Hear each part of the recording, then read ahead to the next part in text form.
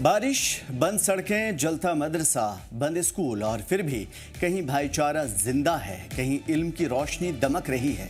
आज की ये 5 खबरें सिर्फ अपडेट नहीं है, ये हमारे वक्त का आईना है, जहां दर्द भी है, उम्मीद भी और सवाल भी। देखिए, महसूस कीजिए और सोचिए, क्या आप तैयार हैं सच का सामना करने के लिए? आदाब, नमस्कार, मैं हूं आमिर एहसन और आप देख रहे हैं 5 मिनट में 5 बड़ी खबरें। सबसे पहली खबर है स्कूल बंद के हवाले से। बच्चों की हिफाजत पर यह फैसला लिया गया है। क्या जान से बढ़कर के कुछ है? जम्मू डिवीजन में जारी बारिश और खतरनाक भूस्खलन ने हालात बिगाड़ दिए। सरकार ने 1 सितंबर को सभी सरकारी और प्राइवेट स्कूल बंद रखने का फैसला किया है और यह कदम छात्रों और स्टाफ की जान की सलामती के लिए उठाया गया है। महकमा तालीम ने ऑर्डर जारी करते हुए अवाम से एहतियात बरतने की अपील की है और इंतजामिया का कहना है कि मौसम और सड़कों की हालत के मद्देनजर आगे सख्त कदम उठाए जा सकते हैं। क्या आप तैयार हैं अपने बच्चों के लिए? दूसरी जो आज की सबसे बड़ी खबर है वो है बारात फंसी है, दुल्हा मजबूर है। खबर कहां की है? उधमपुर की। जब मोहब्बत रास्ते में अटक जाए, जम्मू कश्मीर नेशनल हाईवे बंद हो जाए, जिंदगी ठहर जाए, तो उसे क्या कहते हैं? उधमपुर के जखैनी चौक पर आज एक हैरत अंगेज मंजर देखने को मिला।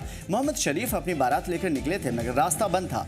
बारात बीच रास्ते में रोक दी गई। लड़की वाले इंतजार में हैं, बाराती परेशान हैं। दूल्हा कहता है इजाजत नहीं मिली तो पैदल जाऊंगा।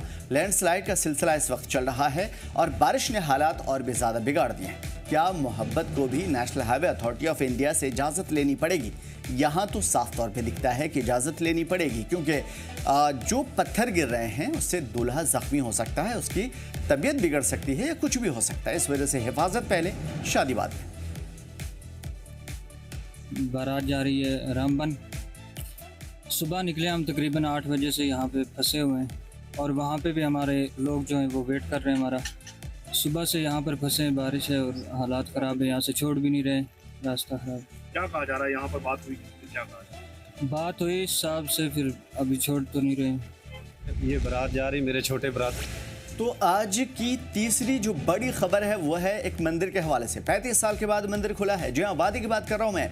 मुसलमानों ने जिम्मेदारी निभाई, मंदिर खुलवाया। यह खबर इंसानियत की एक जिंदा मिसाल के तौर पे देखी जा रही है। कश्मीर की सरजमीन से भाईचारे की रोशन मिसाल सामने आई तब आज 35 साल बाद एक इचकुट का मुकाम है जहाँ पे ऐतिहासिक शारदा भवानी मंदिर है जिसे आज खोला गया। मगर हैरानी की बात ये नहीं है, बल्कि मंदिर को दोबारा खुलवाने में वहाँ के मुस्लिम समुदाय ने बड़ा किरदार अदा किया। तैयारी और पूजा की राह में सबसे ज्यादा आगे कंधे से कंधे मिलाकर के आगे बढ़े और मुसलमानों ने इस मंदिर की जिम्मेदारी अदा की। हिंदू समुदाय को बुलाया। जिम्मेदारों ने कहा कि पंडित, खासतौर पे यहाँ के मुस्लिम जिम्मेदारों ने, कि पंडित भाई बहन हमारी आत्मा का हिस्सा हैं, हम उन्हें अलग नहीं कर सकते। उनका दर्द हमारा दर्द है।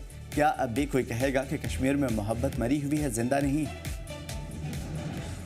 पैतृक गांव है, हम यहीं रहते थे। हम यहाँ पर 35 पंडित फैमिलीज रहती थी। तो ये हमारी श्रद्धा का एक प्रतीक था, शारदा माता टेम्पल। जो शारदा माता टेम्पल, आपको अगर पता हो, पाकिस्तान में जो इस वक्त शारदा टेम्पल है, ये वहीं का एक ब्रांच आप मान सकते हैं। कहते हैं कि इसकी कहानी है कि हमारे यहाँ के एक पंडित जी थे, हमारे बुजुर्ग थे, वो हर साल शारदा माता के टेम्पल पाकिस्तान में नीलम वैली में जो है वहाँ। और एक दुख भरी खबर है, आग में जला मदरसा और कौम रो पड़ी। कुपवाड़ा की कहानी। इल्म का घर राख हो गया। कुपवाड़ा के करना में दारुल मोमिनात मदरसा भीषण आग में जलकर खाक हुआ। ये वही मदरसा था जो पिछले 30 साल से तालीम का मरकज़ था, अब सिर्फ राख और आंसू है। ख़ासतौर पे फ़ौज, फायर ब्रिगेड की टीम, मुकामी लोगों ने जान और माल बचाने की कोशिश की, लेकिन नुकसान करोड़ों का हो गया। हाजी तस्लीम मीर ने चेयरमैन से मिलकर के दुख जताया है और इमदाद और मुआवजे की गुहार लगाई है।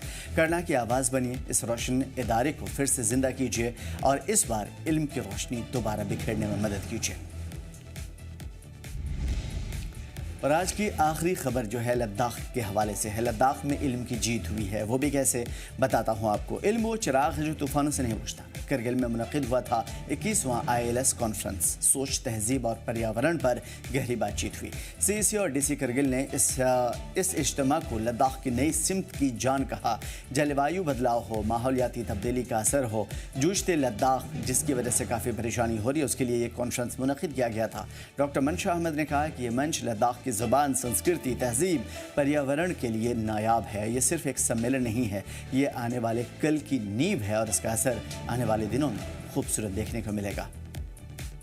कि यूथ को मेनली इस तरह के कॉन्फ्रेंस में ज़्यादातर अटेंड करना चाहिए, अपना एक्सपीरियंस भी शेयर करना चाहिए, क्योंकि इस तरह के कॉन्फ्रेंस से हमें सीखने को मिलता है बहुत सारी चीज़ें जिनके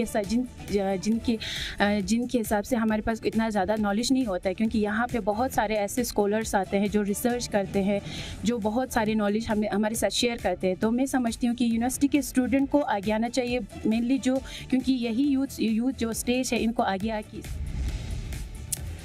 फिलहाल इस बुलेटिन में इतना ही, हमें दीजिए इजाज़त। देखते रहिए जी जम्मू कश्मीर लद्दाख।